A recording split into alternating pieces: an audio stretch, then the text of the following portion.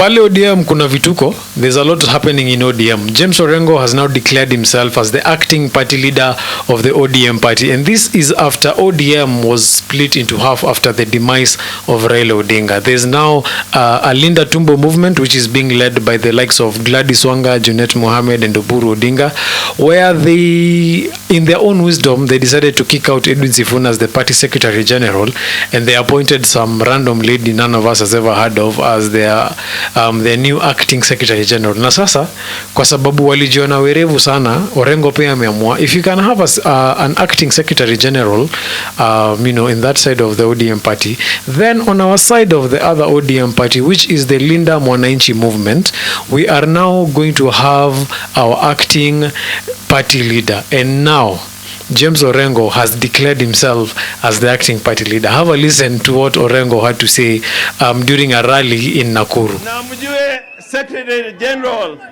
katibu mkuu ya ODM ni nani? SGS ni nani? Na kwa sababu Oburu hawezi jana Kisumu, kwa sababu Oburu hawezi, sasa Orengo is the acting party leader of ODM. Asante. Well, Oburu Odinga has been heavily criticized. Amekuwa criticized na wase wengi wase wakisema he's not an assertive leader as compared to his brother Raila Odinga, but also because Oburu Odinga is now calling for zoning. Na hii zoning is where the ODM party, the ODM party is calling for what we call quote unquote the ruling party UDA to have respect for their strongholds where they do not field candidates in those strongholds. Ebu sikia chenye Oburu alikuwa anasema. This is a report by NTV. But their voices remain a clear minority in an issue which the party's national leadership has seemingly taken a position on during the recent Special Delegates Convention and in fora that followed. ODM's leadership signaled a unified stance. Where ODM has MCAs, where ODM has MPs, where ODM has women reps, where ODM has senators and governors, that is non-negotiable. That is ODM area. But also, it actually seems that Oburu Odinga has been paying attention to the things that Gachagua has been saying during his political gatherings in regards to William Ruto as a person and his personality, but also as a politician and how he plays his political cards. Because Gachagua had warned the ODM party about getting into a coalition with William Ruto, telling them ya kwamba hapa mbele Ruto amejipanga na mtachezo. This is what Gachagua had to say.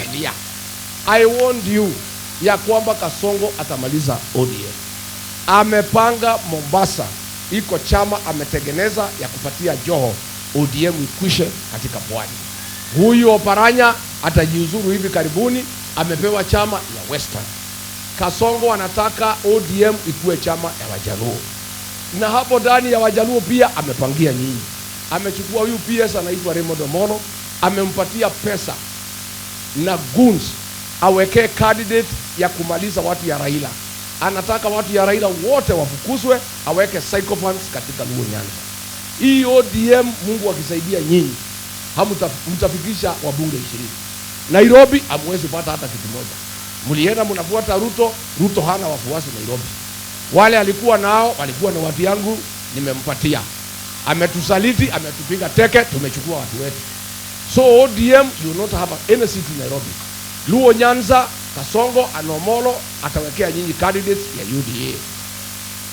But it also appears to me that the UDA and ODM marriage was just a marriage of convenience, where one partner was losing popularity politically and the regime was about to be overthrown by the citizens through mass protests, and now they opted to marry somebody else, and now this person walked into a marriage thinking that they were going to enjoy the benefits of being married, but then they're being reminded that we are not officially married, and even after I married you, I did not marry you because I like you, but mostly because you are the most convenient person for me at that time.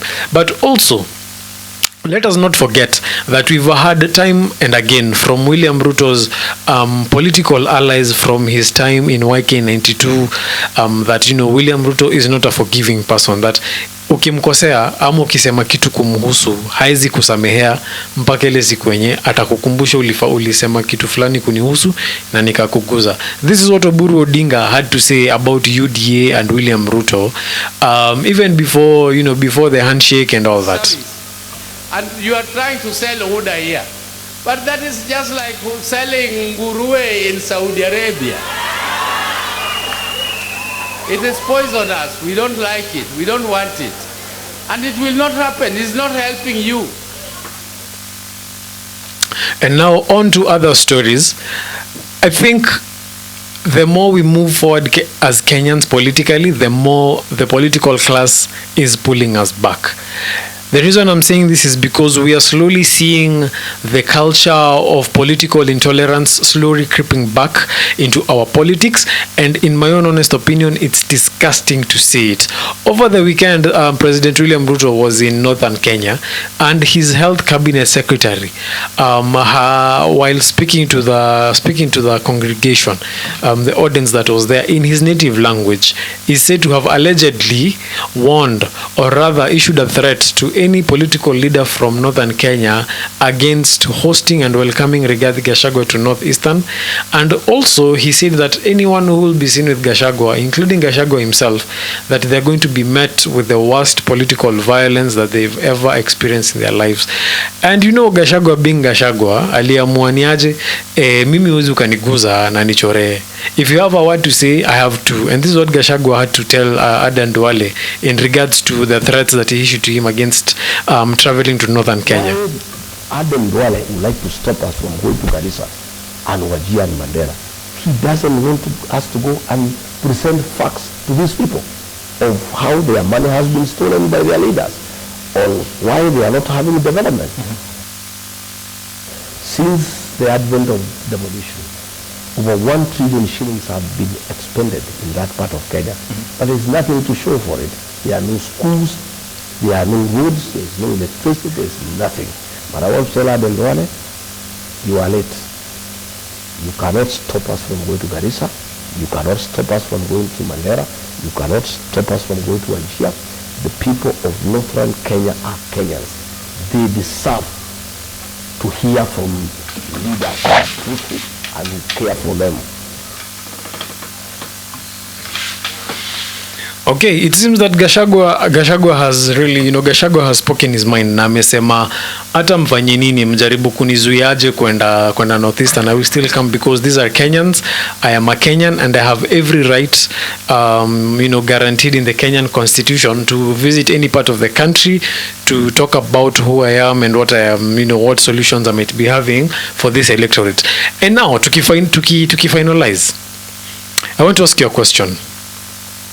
Ikasemekana leo tunaenda kwa referendum to vote against certain sections of the Kenyan constitution, and one of these sections being reducing the number of counties in Kenya from 47 to 10 or 12. Would you support that constitutional change? Before you make that decision, I want you to listen to Dr. Mukisa Kitui and what he had to say while appearing at a local TV show, where he was talking about the number of counties Kenya. Anasema ni kibao, yani ile do yenye inatolewa kutoka kwa national government kukuja hivi down, hiyo do ni mob sana, na most of this money does not even make it to the sole purpose that is being sent to, which is service delivery. That this money ends up in the pockets of the corrupt few. This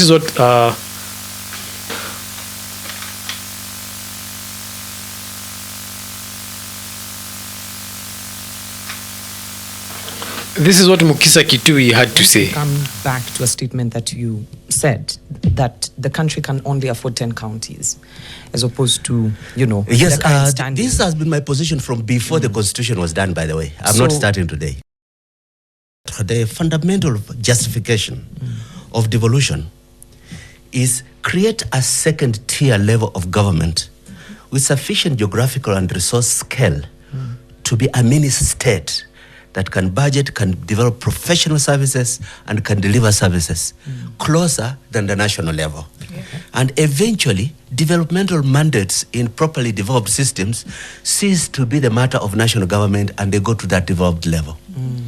Now, there was the politics of how to develop in Kenya. Many of us felt very strongly that the then provinces were the right scale at which you devolve. But there were some super large provinces, primarily Eastern Province and Rift Valley Province, which could be split each into 2 counties. The second thing is, we cannot, as a country at our current revenue base, sustain the cost of devolution into 47 units. We're struggling, and even at the best of times, we could not be able to deal with it. Politically, it's popular to say, yeah, devolution is good, increase the percentage of public resources that goes to devolution. But there is so much leakage of the resources we're devolving. There's so much repetition of functions.